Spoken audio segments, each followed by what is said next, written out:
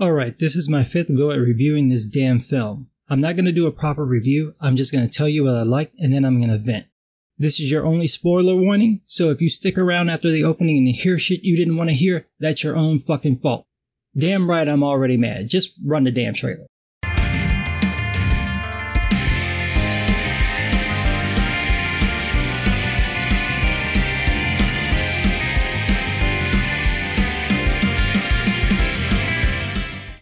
Okay, let's start with what I liked.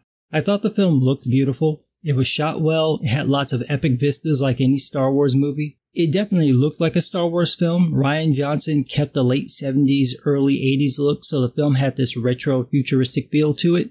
There were plenty of cool set pieces. I think the best was when Vice Admiral Holdo rammed her ship into the Star Destroyer at light speed. It was such a cool shot because all the sound dropped and all you could see was this light breaking through the ship as it fractured, and then this sound just comes in with this huge boom. It was beautiful. Another cool part of the film was the use of practical effects. George Lucas kind of did away with that with the prequels. J.J. Abrams brought it back with The Force Awakens, and Rian Johnson kept it up. I love that because usually what's in the camera looks a lot better than something that's added in with CGI. There were a lot of CG characters in there like Snoke, but honestly on set looks better.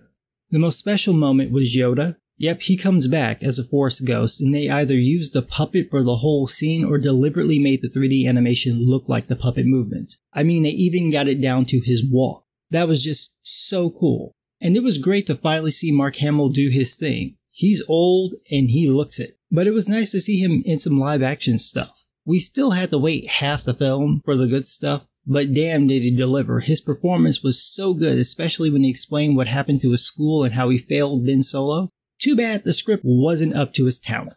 So where do I begin?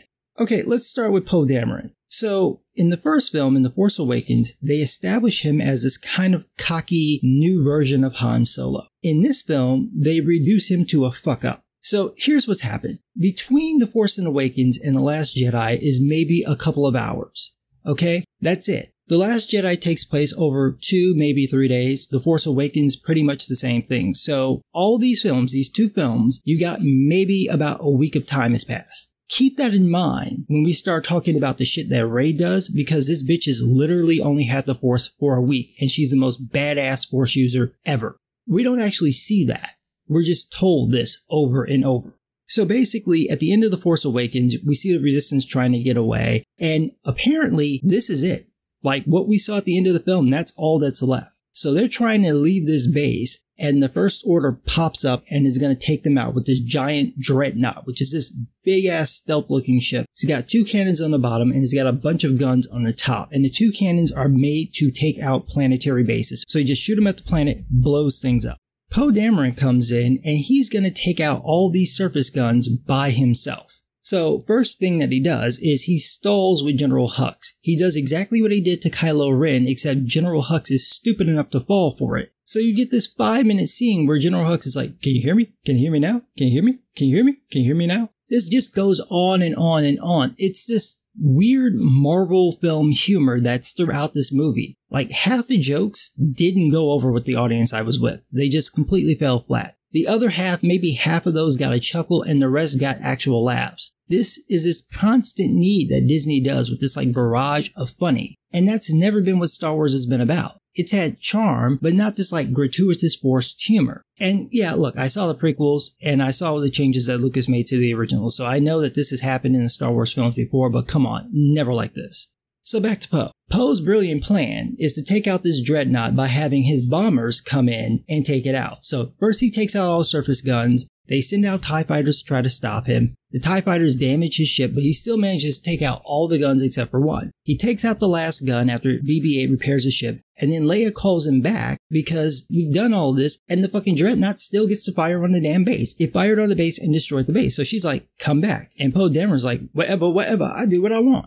That was totally not the character that we saw in the first film. He was cocky, he was brash, but not to the point where it's like you're going to sacrifice everybody. No, this stupid fool has his bombers show up after all these guns are taken out because the dreadnought is now going to fire on the Resistance ship where Leia's at. So here's what happens. These bombers show up and they are the slowest fucking bombers you have ever scene. These goddamn things are moving like snails. Even the fucking sloths from Zootopia would be like, could you speed this shit up? It was unbelievable. It's a dozen of them. So the brilliant plan here is that the bombers are going to fly over the Dreadnought, open their bay doors, and drop bombs in space on top of the Dreadnought. Because apparently there's gravity in space. It's not a fucking vacuum. And just to show how fucking stupid this shit is, the bombers have one gun at the bottom of the fucking bomber. The bombers look like giant B-wing fighters, okay? And they've got like hundreds of bombs in their bodies. The gunners are at the bottom of this thing, so basically the bombers are completely unprotected. Poe has his fighters come in to defend the bombers after the TIE fighters have already been launched. So instead of having his fighters come in and take out the TIE fighters first, he has them come in with the fucking bombers. Now, because the bombers are moving so fucking slow, they're just easy targets. So these TIE fighters hit one, that one, its bombs explode, and it takes out like 5 other bombers with its own bombs. So all these damn things get taken out except for one. And then there's like the obligatory Asian strong woman, the first of many in this film, who saves the day by kicking a 100-foot metal ladder to get the fucking controller, because in their infinite wisdom, they didn't put a destruction button at the bottom of the ship too, just in case no one could climb up this 100-foot fucking ladder. So she kicks it, it falls, she catches it, and then presses the button. Now mind you, she's opened the bay doors. There's nothing between her and the bay because there's no shields on any of these ships. So she should just be sucked out into the vacuum of space, but she isn't. She catches this, can see down to the Dreadnought, presses the button, and the bombs fall in space on top of the Dreadnought and fall to the Dreadnought like it has a fucking gravity well and blows it up. Now they blow up the ship, so Poe Dameron got what he wanted. The bad part is he's lost all of their bombers and most of their fighters in this stupid ass ploy. This is what you turned this cool character into. Han Solo would have never done anything this fucking retarded. It just wouldn't have happened. The entire point of this was to make Poe Dameron get taken down a notch. That was all that this was about. It had no other purpose. So later on, Leia demotes him from commander to captain. And then when they try to make their run to get away from the First Order, the ships that they're on, they're running out of fuel, and the First Order has somehow managed to track them through light speed. Now, this has never happened in the history of Star Wars, and it's never explained. So the Resistance can't jump to light speed, because if they do, they'll just get followed and they'll use all their fuel. So they move their ships just out of the cannon range of the First Order ships. And so you get this slow space chase for a 2.5-hour film. Now, the Vice Admiral who gets in charge after Leia's taken out of commission for a while, her name is Holdo, played by Lorna Dern. She's got purple hair and this weird-ass dress, and she has to be the worst Vice Admiral ever. She calls Poe out. She calls him a cocky flyboy. Okay, you just established he's a cocky flyboy. When he tells you that he wants to save the ships and he's trying to fight back and you go, I got a plan, you don't tell him the plan. So he goes and concocts some other plan that ends up not even fucking mattering anyway. But he concocts his plan to try to do what she doesn't appear to be doing. He eventually takes her out of command. He mutinies so that she can stop fueling these transports, which have no shields and no weapons, to send them out into space. He doesn't know what the plan is. The actual plan is that there's a rebel base on this planet that we've never heard of before. And they're going to go there, and that's what the transports are for, that they're going to put all the people in the transports and send them there, and then she's going to use the main ship as a ruse. Well, if she had told him that, Poe would have never sent Finn and the other obligatory Asian action girl on some wild goose chase that never amounted to anything. He would have gone along with the plan. But no. Instead of telling a guy you know will go off on his own the fucking plan, she just keeps him in the dark. So shit happens. Now let's get to Finn, because Finn's entire story was pointless. This is a character who in the first film was basically the comic relief and a coward. But he had an interesting, or at least a potentially interesting, story arc of him overcoming that cowardice. In this film, he's not a coward. He's obsessed with Rey. Remember, he got taken out at the end of the last movie, so he doesn't know what's happened to Rey, but he somehow knows she's got some tracking beacon on her that Leia has, and that if Rey comes looking for them, she's going to pop up where the First Order is attacking the Resistance and probably die. So he wants to go and find her, or at least get away from where the Resistance is, because he ends up getting the thing from Leia after Leia gets injured. Okay, fine.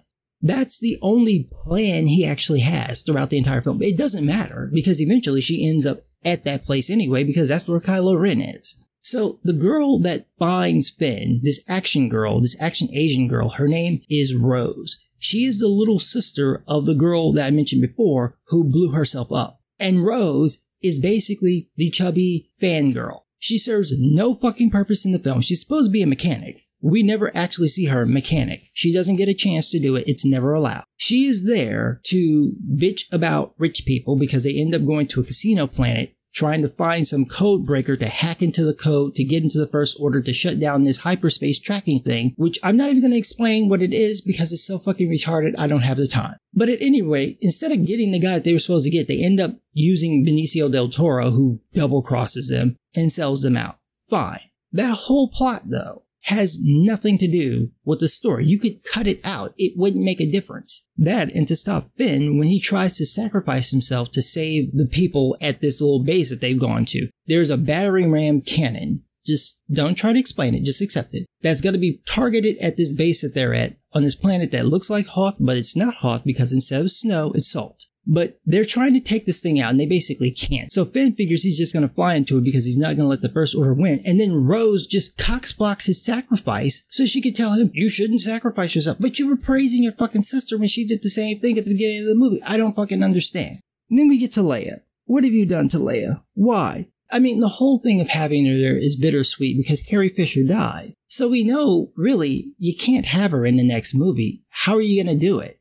So they have a scene in the film where Leia basically gets killed. What happens is Kylo Ren, now in his completely emotionally distraught state, goes out to take out the Resistance and he flies towards the ship and he can sense Leia, she can sense him. So Kylo makes like he's going to kill her, but then takes his thumb off the button. Doesn't matter though, because the other TIE fighters come in, blow up the bridge. Now Leia's on the bridge, so is General Akbar and everybody else who's a leader in the Resistance. They all get blown up. Leia gets sucked out into space. They kill General Akbar. There is no moment set aside to acknowledge that this has happened. They all die. Leia gets sucked out into space. You see her body drifting into space. Couple of minutes pass. Then we see her body drifting in space again and her fingers twitch. And I'm like, oh, come on. Don't do this. Her eyes open and she force pulls herself back to the bridge of the ship, to the airlock, which they then open, and nobody gets sucked out into space because there's no vacuum in space. They pull her ass in and she goes into a fucking coma, but that only lasts for like 3 or 4 hours because she wakes up later on to stop Poe Dameron with his little mutiny.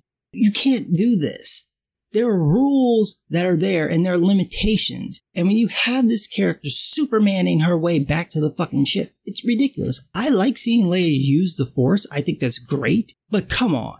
And this is just the first of many weird decisions that are in this damn film. Here's my problem with this entire new trilogy altogether. Why are they rehashing the original trilogy? It doesn't make any sense. The First Order is basically the Empire. The Resistance is literally the Rebel Alliance because they're using the same fucking symbol. What has happened in the 20 years between Return of the Jedi and The Force Awakens to cause the First Order to come into being? Who are they? Are they the remnant of the Empire? Why not just call them that? Because they're using all the Empire's stuff. They're doing everything the Empire did. They're just calling themselves something different. Why? What happened to the New Republic? It's the most basic element of storytelling. And I've had people say this to me and be angry with me about this, but it's a very basic point. They will say, well, you didn't get that much information about the Empire in the original trilogy. Well, you don't have to. They're establishing the concept. So, of course, as you're telling the story, you're going to reveal more information. Not a problem. In the prequels, we already know how the story ends. So it doesn't matter that the New Republic isn't explained all that well because that's not important. What matters is how it falls, not what it's doing.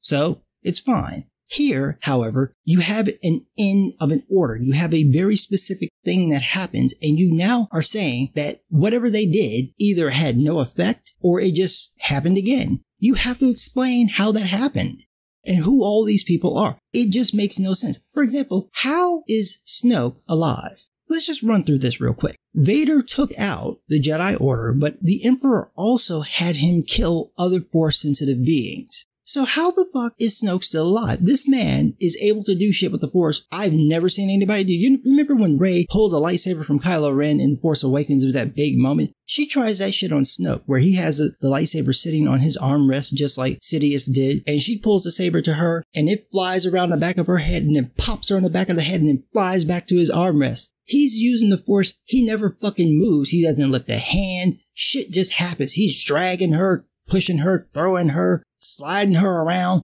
He reads her mind. He holds her in the air, rips all the information about Luke out of her mind, laughs. He brags about the fact that he could probably turn her, but he's not going to. He's just going to kill her because he doesn't have any use for it, just because he can't. That's how badass this guy is.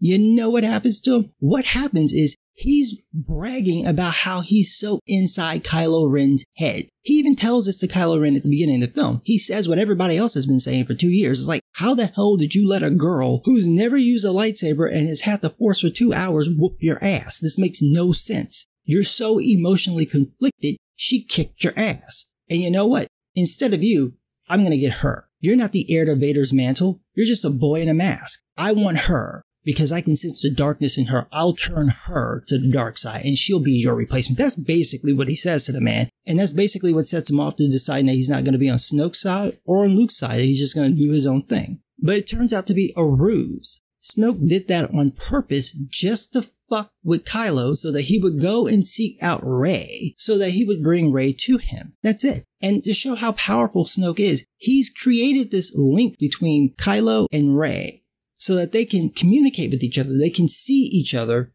even interact with the environment. At one point, Rey is standing outside with the Millennium Falcon. She's standing under it and it's raining. And her and Kylo have this conversation. And when we see it from Kylo's perspective, he wipes his brow. And when he squeezes his glove, water's coming off of it. Later on, they have this full-on contact and they even touch hands. This is what Snoke is able to do. Mind you, neither one of them can detect that he's doing this. So somehow a guy who's able to connect people through the Force physically to the point that they appear to be in the same fucking place as each other couldn't detect that this man was double-crossing him while Snoke is describing how he's basically supposed to kill Rey by lifting up his saber and igniting it. Meanwhile, Anakin's lightsaber is turning on the armrest, and when Snoke says he's going to ignite it and strike you down, it ignites and cuts him in half. That's how he ends. We don't learn anything about Snoke. We don't get his background. We don't know who he is. We don't know how he survived the Purge. We don't know what his connections are to any of the Sith. What we do know is he has the worst fucking set designer ever. Snoke has his throne, but instead of that massive space backdrop, you have a giant red glowing wall. And the whole time I'm thinking, who decided to shoot this on a Material Girl background? I'm just waiting for Madonna to come down some fucking stairs and start singing. Who made this decision? This is bad set design. It doesn't make any sense. Oh, he's a villain. He's a Sith. Well, you don't have to dress everything in red. And Snoke is in this gold robe that just gets lost in the background because it's so fucking bright red. And by the way, he's not this like domineering guy. You know, people are like, ooh, is he going to be this huge dude or is he going to be like really small like Yoda? Nope. He's a regular dude with a fucked up face. That's it. Now, in the scene, they make him intimidating. Andy Serkis's performance is on point. But you fucking kill him at the end of the scene. You've ruined the drama. I just don't understand why you would do that. I really don't. But here's what baffled me more. Rey's entire arc in this film is the most bizarre arc I have ever seen. What they do with Rey is she goes to Luke. Luke doesn't want to train her. She's there for like 2 or 3 days. She figures stuff out on her own. Eventually, she has this interaction with Luke where he tells her that Kylo was going to turn to the dark side, so he felt that he had to kill him. Later on, when Rey and Kylo have their little mind melding, Kylo tells her that, well, what actually happened was I woke up and there was my uncle with a lit lightsaber over my fucking face, and so I force crushed him. Then we find out the truth, which is that Luke actually tried to murder his nephew. After this, Rey goes to Kylo. He takes her to Snoke and makes it seem like he's going to give her up. Now, Snoke does his thing, and Rey is fighting him the whole time. The reason this is so important is that the place that she was at with Luke is the original Jedi Temple, or at least an ancient Jedi Temple. So there's the light side and there's the dark side. When Rey goes to start messing with the Force, there's actually a kind of funny scene where Luke is like, now reach out. And she literally puts her hand out and he's got this leaf in his hand. And the look on his face is like, are you fucking kidding me? And so he starts tickling her hand with the leaf. And she's like, oh, I can feel it. He's like, oh, yeah, you can. He's like, oh, you're really strong in the Force. It's just so strong with you. And he like slaps her hand with it. And she's like, oh, you meant with my, yeah. So she does. She can sense all the stuff around her. She can sense the world, the things between it. Then she senses the darkness, this pit that's at the bottom of this water well in the Jedi Temple. And she just goes. And Luke is like screaming at her, finally gets her to come back. He's like, I can't believe it. You saw the darkness and you didn't even hesitate. You just went. So I'm thinking, oh yes, she's gonna go to the dark side because that's what I want. This bitch goes physically to this place, falls in, sees this mirror, and this was supposed to be Rey's temptation to the dark side, similar to Luke going into the little cavern in Empire, except she doesn't turn. She's not tempted. She wants to know who her parents are, and the darkness will tell her who her parents are, except when she looks into this mirror, all she sees is herself, kind of like with Luke. But with Luke, he was seeing himself in Vader's mask. Hint, hint. With Rey, it's just she sees herself. That's it. When she goes with Kylo to Snoke, and she's there with Snoke, she keeps trying to kill this man. She tries with Anakin's lightsaber, then she force pulls Kylo's lightsaber and ignites it, and she's fucking growling. She is pissed. Now, anytime you have seen a character with the Force this enraged, they are dancing with the dark side. This bitch never turns to the dark side. Not one fucking time, is not even tempted. Even though everyone's saying we can sense the darkness rising in her, she never goes. Not even a little bit. To make matters worse, she somehow manages to get through an entire second film without getting the limb lopped off. She is the only main Star Wars character to not lose a limb. Luke lost his hand. Anakin lost his arm. She loses Anakin's lightsaber. It gets broken when her and Kylo fight over it. That's it. This is your character. This is your main character.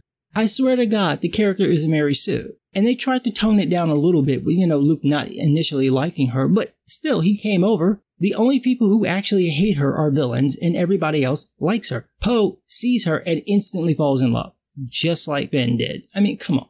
So it was like the most useless example of a main character I've ever seen, because she really doesn't do much of anything in the film. She's not leading the film, guiding the film. She's not even being led by it. She's just tagging along. The real leader of the film, the real focus of the film should be Kylo Ren, because his story is more interesting. Where we pick up with Kylo Ren is that he is emotionally conflicted about what he's done. We saw that in The Force Awakens, where he gives the lightsaber to Han, and the context of the scene, he's not giving the lightsaber to Han to make Han take it from him to make him stop. He's giving the lightsaber to Han to tell him, the only way you can stop me is to kill me. I need you to kill me to stop me from doing what I know I'm going to do. And because Han can't bring himself to kill his own son, this moment passes, and then Kylo is able to get up the gumption to do it. And Han knows that he's going to do it. That's why he pulls the saber, to say, okay, I'll help you do the thing that you really don't want to do, but you're going to do. And then he forgives him. He touches his face when he falls. He forgives his son. And that's the conflict.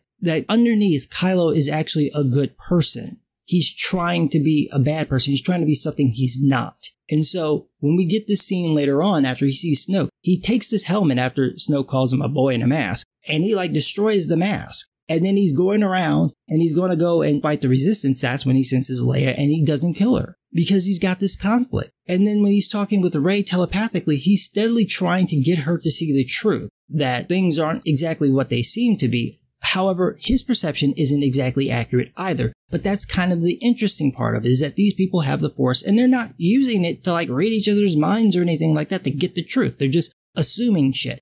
So I like that conflict, and I like the idea that they were dancing with him being redeemed or turning to the light side. And what's really interesting is watching all the videos of the reviews of this movie, because there are several people, especially Matt Jarbo, Mundane Matt, who was completely unforgiving of Kylo Ren. He just he killed Han, I will never forgive him. Go and watch his reviews. He has no problems. Go ahead, turn to the good side. Everybody's waiting for Kylo to turn to the good side. And when they take out Snoke, him and Rey team up and they have this kind of okay lightsaber battle. It is not the best lightsaber battle ever. It was very slow. It has nothing on the prequel fights. And I know people are they're too flowy and it's too much. I get that.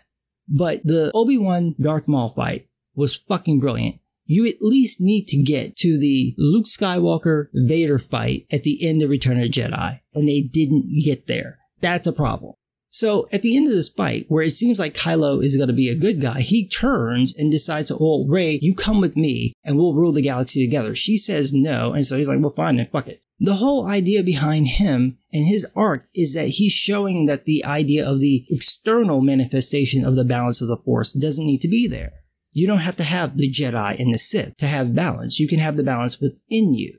You can internalize this battle so that you will have good and bad, darkness and light coexisting within you and controlled in balance. That's the idea. And if they had gone with that, that would have been brilliant, but they didn't. Instead, what they do is fuck up Luke Skywalker.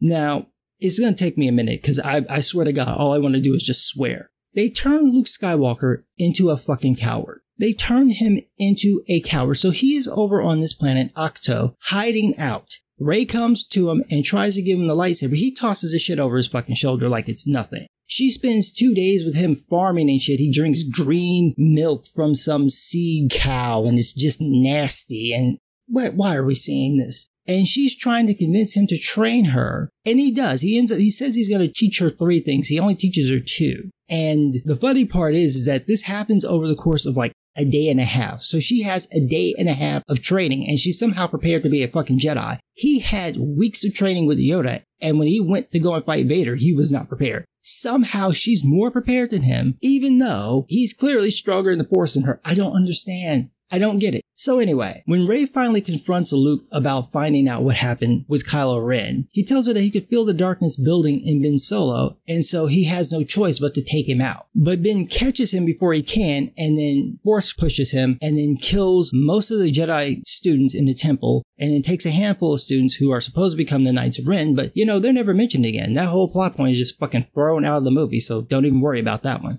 Then we get the story from Kylo where he says, well, what happened was I woke up and there's my crazy ass uncle with this lit lightsaber about to fucking kill me. So I protected myself. Never mind what I did to the other students. Because he totally doesn't go there. And Rey doesn't ask. She goes back and confronts Luke and Luke tells us the truth. And the scene is actually fucking brilliant. It's brilliantly acted by Mark Hamill. But it's the total destruction of Luke Skywalker. If you're thinking, oh, what happened was that Luke found out that Ben Solo was turning to the dark side and he had to fight him. Nope. Or that Luke could sense Ben Solo reaching out and he had to go over there and stop him in a split second. Nope. Here's what happens. Luke gets a vision of his nephew possibly becoming a Dark Lord. And for a moment, a fleeting moment, he feels fear. So he ignites his lightsaber and gets ready to strike down his nephew. Now, the moment passes, he realizes what he's done. He feels ashamed, but in that moment, Ben wakes up and protects himself. So what you have is a man who redeemed his own father, who saw the good in his own father, a mass murderer. Vader killed thousands of people, tens of thousands of people, with his own hands, with the Force, with the lightsaber, just slaughtering motherfuckers left and right. He's killed billions of people by just ordering the destructions of planets. Like, that planet goes, that planet goes. Those googly-eyed things from the prequels, kill them. I don't never like them. Get rid of them. He slaughtered billions of people. Luke gets the tiny little inkling that there's still a tiny, bear it down bit of good still in him. And he's like, fuck everything else. I don't care if it's going to ruin the plan. I'm going to go and try to turn my father back to good. Yoda's like, what the fuck are you doing? Obi-Wan's like, what the fuck are you doing? Everyone who hears is like, what the fuck are you doing? Kill him. And Luke's like, no, I can sense the good in him, the conflict.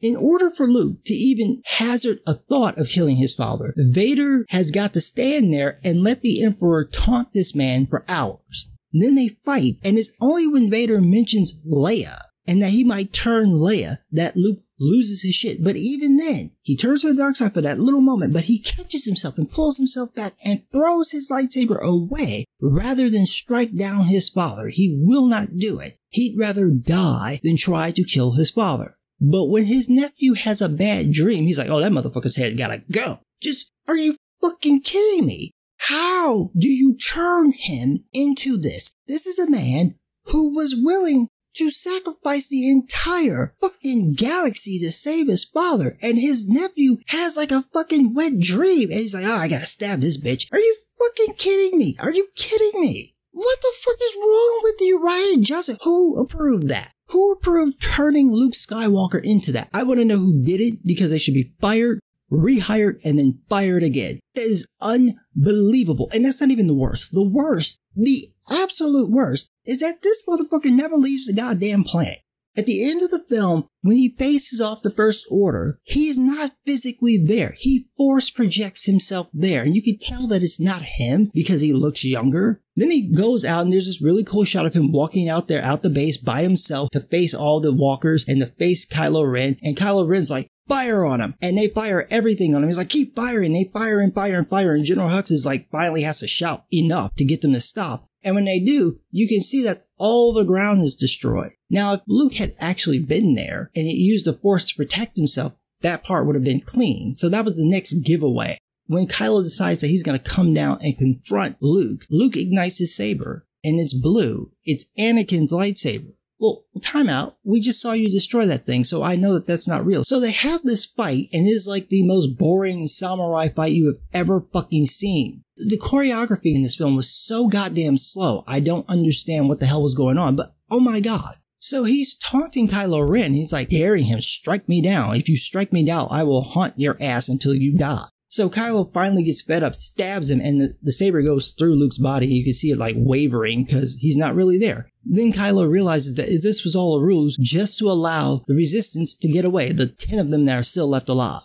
So Luke disappears, and we see him back on this cliff where he had taught Rey to reach out to the Force, and the sun is setting, and he pulls himself back up to the seating position, and he grabs his side like he's been hurt, either by Kylo or just from the taxing nature of what he did. And then you get this sort of sunset that's mirroring what happened at the beginning when Luke looks out at the suns after his aunt and uncle have been killed. And then he sits down cross-legged and then turns to a Force ghost and dies. That's how Luke Skywalker dies. You know, I was expecting him to like swoop in at one of these battles with his X-Wing, because we see the X-Wing in the film. He's got it buried under the water. So I was expecting him to like swoop in, laser blast someone, jump out like Qui-Gon Jinn, pop the saber, and look at Kylo like, bring it. And then they have this knockdown, drag out fight. And then when Kylo kills him, it's like that Obi-Wan moment.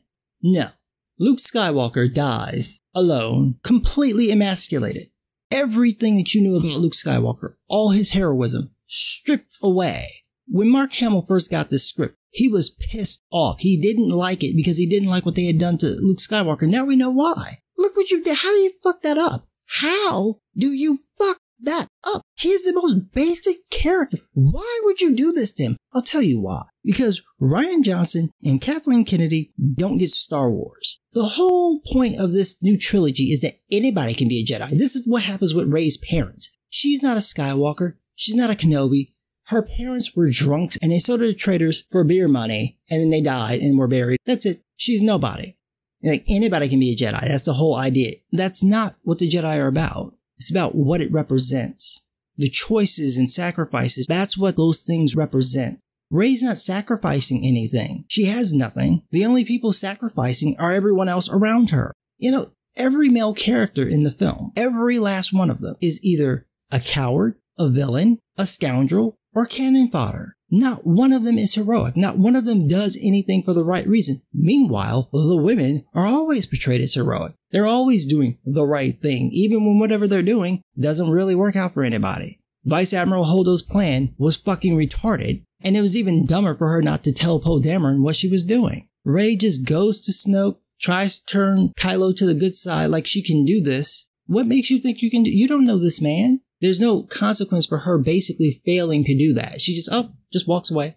These characters that were so important to us, that were so important to the original trilogy, they get killed off and it doesn't matter. You know, you might not like that they killed off Han Solo, but at the very least, J.J. Abrams gave it the weight it deserved. You got a good 10 minutes to settle down with it and see it coming. When Leia is not really killed, it's just there and done. When Luke dies at the end of the movie, it's just, oh, he's dead. There is no moment to process it, to show how epic it is. They sense this through the Force, and Rey's like, well, I could sense that he was at peace. That's it? Leia, no reaction. Rey, no reaction. None of these people have any reaction to this man dying. It is unbelievable. These are so important characters. This entire trilogy has been an example of what happens when you allow somebody who has an agenda to run the storyline. We've got to put all these action girls into the movie who serve no fucking purpose so that girls can know that they could be part of Star Wars even though no one ever said you couldn't be. I don't know what the fuck they were thinking with these movies. It's obvious they're doing a money grab. This movie's going to make a ridiculous amount of money. But I've never seen someone lose the thread so quickly. You've had 2 fucking films in this new trilogy. 3 films altogether since you've gotten it, and you've made the same mistake. All your plot points are like rehashes of better stories.